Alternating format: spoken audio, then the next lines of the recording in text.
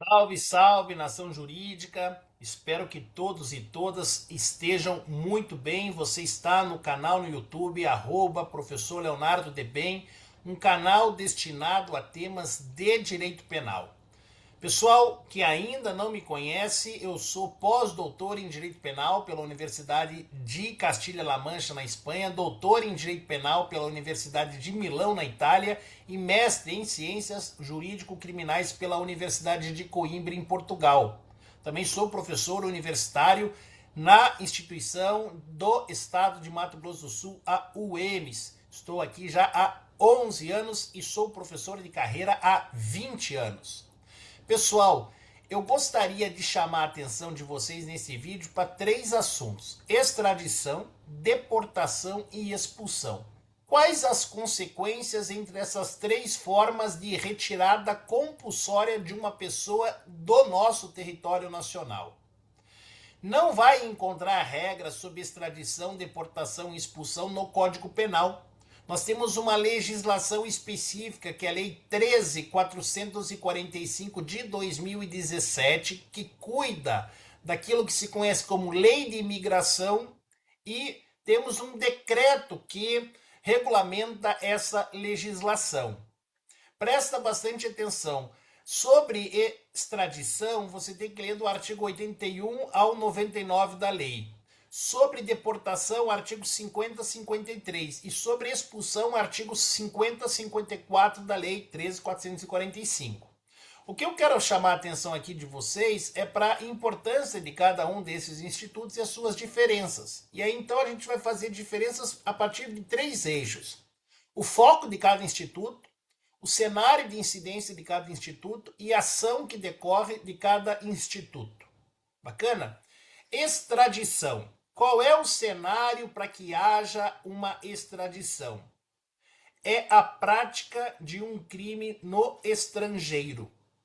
Só que o autor desse crime no estrangeiro sai deste país e acaba vindo para o Brasil.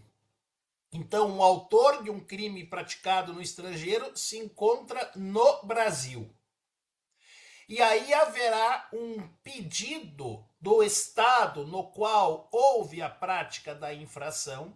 Esse pedido vai ser feito para que o Estado no qual se encontra a pessoa, este Estado requerido, entregue a pessoa para que ela ou seja processada no estrangeiro, naquele local da prática da infração, ou venha a cumprir a pena imposta na sentença condenatória pelo crime cometido no exterior. Então, a extradição nada mais é do que um ato de cooperação entre Estados soberanos, em que há um pedido de um Estado requerente para o Estado requerido para que o último entregue a pessoa para que o primeiro possa ou processá-la ou fazer que ela cumpra a pena em razão da prática daquele crime no respectivo território. Beleza? Existem inúmeras condições para que ocorra a extradição, tanto positivas quanto negativas. Existe todo um procedimento que deve ser seguido para que haja extradição. Em termos bem amplos, sem as especificidades previstas na Lei 13.445, a gente pode falar que há um pedido via diplomacia pelo Estado requerente ao Estado requerido. O Brasil, no caso, o Ministério das Relações Exteriores recebe o pedido de extradição por parte do Estado estrangeiro. O Ministério das Relações Exteriores faz uma análise formal para verificar o cumprimento de pequenas formalidades, de alguns requisitos. Se tudo estiver correto, encaminha o pedido para o Ministério da Justiça. E o Ministério da Justiça, por meio de um ofício, envia este pedido de extradição para o Supremo Tribunal Federal. Não haverá extradição sem que o Supremo Tribunal se manifeste.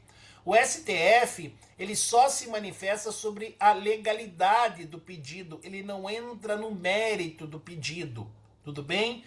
O ministro relator, ele precisa marcar um interrogatório para ouvir a pessoa que é o objeto da extradição. Após o interrogatório, a defesa tem 10 dias para apresentar as suas alegações relacionadas à identidade da pessoa que é objeto do pedido de extradição, possíveis vícios de formalidade e possíveis ilegalidades. Por exemplo, não é situação que admite a extradição. Uma vez o Supremo Tribunal Federal julgando favorável à extradição, a última palavra é do presidente da República, porque é um ato de soberania nacional. Então é perfeitamente possível dizer que tem um duplo procedimento, tanto pelo Poder Executivo, que recebe o pedido e que dá a última palavra, no caso, recebe pelo Ministério das Relações Exteriores e a última palavra é do Presidente da República, como uma manifestação do Supremo Tribunal Federal. Tudo bem? Claro que quando o Supremo analisa a legalidade da extradição, ele verifica as condições positivas e negativas para a sua verificação. Uma das condições positivas, por exemplo, prevista na lei de imigração, é que o fato seja considerado crime em ambos os países, ou seja, tanto no Brasil quanto no país em que ocorreu. Sabemos que, por regra constitucional, o brasileiro nato não pode ser extraditado, artigo 5º, inciso 51. E é possível a extradição de brasileiro naturalizado por crime cometido antes da naturalização ou, se for um crime de tráfico internacional de drogas, esse crime pode ter ocorrido antes ou depois da naturalização. Tudo isso previsto no inciso 51 do artigo 5º do Código Penal, da Constituição Federal. Na Constituição Federal, no inciso seguinte, inciso 52, fala que não é permitida a extradição para crime político e de opinião. Em relação ao crime político, o Supremo Tribunal Federal tem adotado uma teoria subjetiva, levando em consideração a finalidade da prática do comportamento pelo agente. A motivação do agente deve ser política. Então, o foco é na teoria subjetiva e não numa teoria objetiva. A regra geral é que não se permite extradição por crime político e crime de opinião, conforme a gente viu no inciso 52 do artigo 5º da Constituição. A mesma regra está prevista no artigo 82, inciso 7º da Lei 13.445. Mas presta muito atenção. O parágrafo 4º do artigo 82, ele possibilita ao STF relativizar a regra da não extradição em casos de crime político. O STF ele poderá deixar de considerar crime político se o crime for um atentado contra chefe de Estado, for crime de genocídio, crime de terrorismo, crime de guerra ou crime contra a humanidade praticados em território estrangeiro. Conseguiu compreender? Então isso é muito relevante. Pessoal, algo que é também interessante é saber quem tem preferência para receber a pessoa extraditada se mais de um estado requerer a extradição dessa mesma pessoa.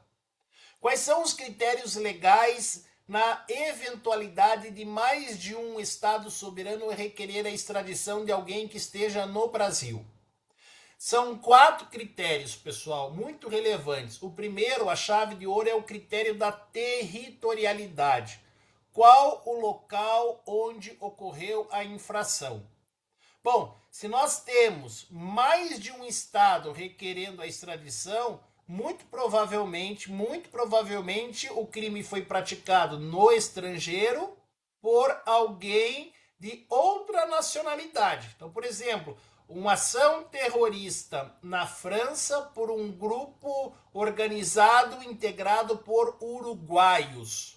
Então, quem é que tem interesse na extradição? Tem interesse tanto o Estado francês, local da prática da infração, quanto o Estado uruguaio, porque o Uruguai tem interesse em punir os seus nacionais por crimes que sejam cometidos no estrangeiro. Bom, os autores estão no Brasil. França e Uruguai, ambos requerem extradição. Quem tem preferência para receber as pessoas? Neste exemplo, a França. Por quê? Porque a chave de ouro é o princípio da territorialidade. Você leva em consideração o local da prática da infração. Entendeu? Agora, imagina que este grupo organizado criminoso tenha cometido atos de terrorismo na França e tenha cometido, por exemplo, roubos em Portugal. E aí o pessoal está aqui no Brasil passando o carnaval. Chega os requerimentos, tanto da França quanto de Portugal, para o Ministério das Relações Exteriores, aqui no Brasil. Os respectivos estados desejam a extradição dos uruguaios. E agora? Quem tem preferência para receber?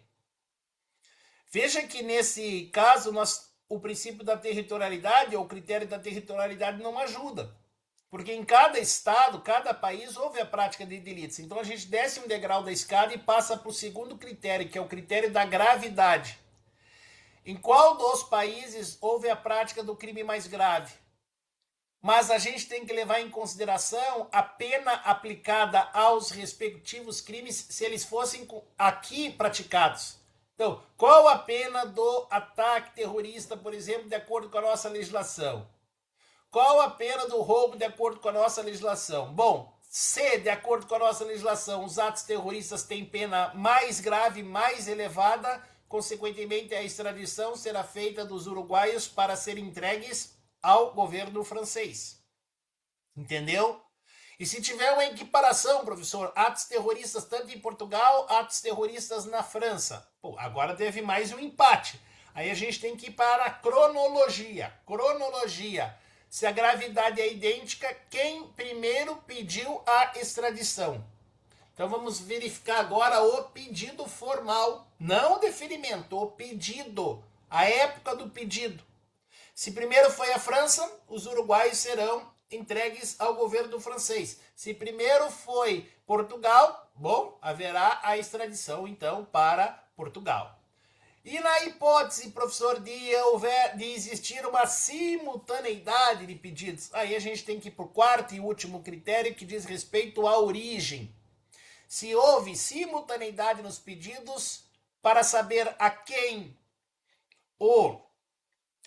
os uruguaios serão entregues, a gente tem que levar em consideração o estado de origem ou domicílio do extraditando. Bom, o estado de origem é Uruguai, todos são uruguaios, bom, então agora o Uruguai é que vai receber os agentes que estavam aqui no Brasil, passando o carnaval, e foram extraditados por uma decisão conjunta. Primeiro, no aspecto da legitimidade pelo Supremo, depois por um ato de soberania nacional por ordem do presidente da República. Agora presta bastante atenção, todas essas regras que eu trouxe estão previstas no artigo 85 da Lei 13.445 de 2017, mas elas são subsidiárias. Por quê? Porque se existir um tratado entre França e Brasil, ou entre Uruguai e Brasil, as regras dispostas no tratado têm preferência. Tá bem? Eu não vou falar efetivamente do procedimento de extradição, recomendo que vocês façam a leitura do artigo 81 até o 99 da Lei de Imigração, mas eu quero chamar a atenção que o Brasil não vai entregar esses uruguaios se não existir um compromisso internacional. Existem regras previstas no artigo 96 da Lei 13.445 que são muito importantes. O Brasil só entrega o sujeito ou os sujeitos se o Estado requerente garantir, primeiro, o cômputo do tempo de pena já cumprida aqui no Brasil ou do tempo de prisão temporária no Brasil que corresponde à detração. Bom, houve um ato terrorista na França, imagine que na França atos terroristas são punidos com pena de morte. Bom, pena de morte é uma pena proibida constitucionalmente, então o Brasil não vai extraditar, salvo se o Estado francês garantir a realização da chamada comutação da pena. Vai transformar essa prisão perpétua, essa pena de morte, me desculpem, a pena de morte, no máximo de tempo permitida pela lei de imigração para cumprir. E aí serão 30 anos de cumprimento de pena. Percebam que a lei de imigração ainda faz referência aos 30 anos porque é de 2017. A alteração no Código Penal, artigo 75, que dita que o tempo máximo de cumprimento de pena no artigo 75 é de 40 anos, veio do pacote anticrime, que é a 13964 de 2019. Então, continua sendo 30 anos na lei de imigração e para fins de cômputo de pena, esse é o tempo máximo que o sujeito poderá cumprir no exterior. Ele não poderá ser extraditado para ocorrer a sua execução, por exemplo. Mesma coisa se o crime ocorrer na Itália e for aplicada a pena de ergástulo, que é a prisão perpétua na Itália. O Brasil constitucionalmente proíbe esse tipo de pena, então, para haver extradição, o Estado estrangeiro precisa garantir a comutação da pena. Também não poderá ocorrer o agravamento da pena por questão política. Este é um compromisso entre os Estados que deve ser pactuado. De igual modo, tem que respeitar o princípio non bis in idem, então o sujeito extraditado não pode ser processado por um fato anterior ao pedido. E por último, a própria integridade física do sujeito precisa ser garantida, ser tutelada, ele não podendo ser vítima de tortura, tratamento desumano, degradante ou atos de crueldade.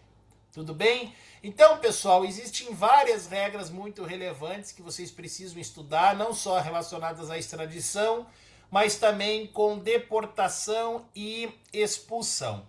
É muito importante que você observe o fato gerador, o que ocorreu, qual a origem do problema e a medida de resolução desta situação. Beleza? Gostou desse conteúdo? Acompanhe os outros vídeos já gravados. Se você quiser ampliar a leitura, além de fazer uma revisão da lei de imigração, você pode consultar a obra Direito Penal, Lições Fundamentais, parte geral, escrita por mim e pelo professor João Paulo Orsini Martinelli, publicação da editora De Plástico. Acesse meu Instagram, @leonardoschmidtdebem, e lá no Instagram tem um cupom de desconto que você pode abater um pouco o preço desta obra. Está em pré-venda, o cupom vale durante esse período de pré-venda. Aproveite, um forte abraço, bons estudos, até o próximo vídeo. Tchau, pessoal!